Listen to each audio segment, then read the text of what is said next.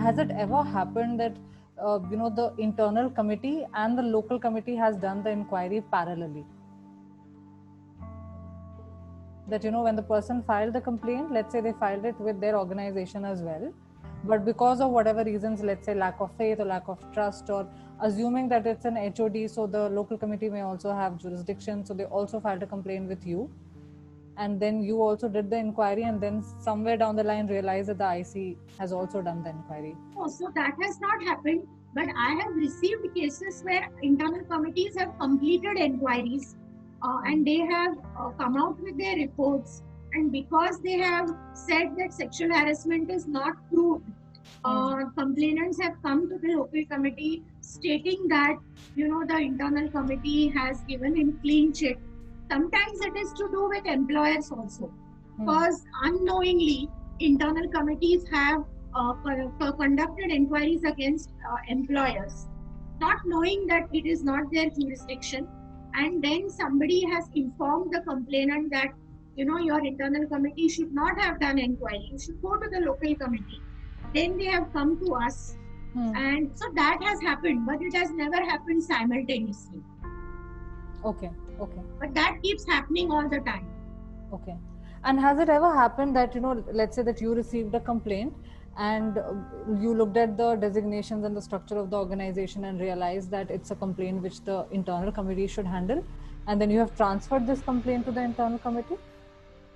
Yeah, there are many such complaints. Okay.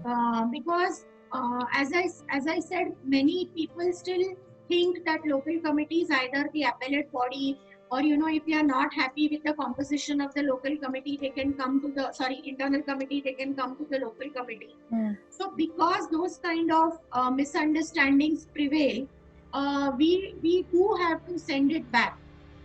Okay. I for the benefit of everyone, I want to highlight the Madhya Pradesh case of the Medanta hospital, and the judgment came last year, where because the hospital did not conduct inquiry, the local committee ended up doing the inquiry and giving out recommendations, and then finally it went to the High Court.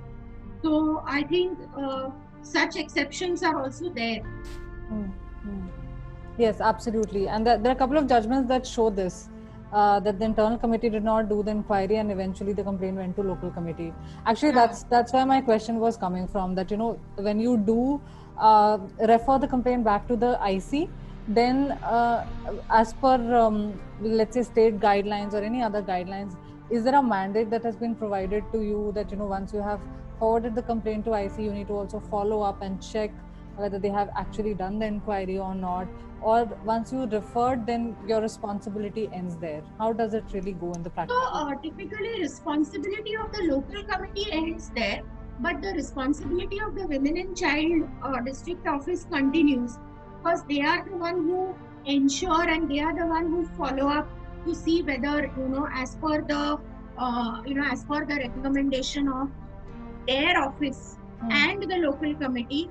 Sometimes even the collector also sends a letter. So as per the recommendation, whether internal committees are acting or not. So that is done by the government, not so much by the local committee. Understood.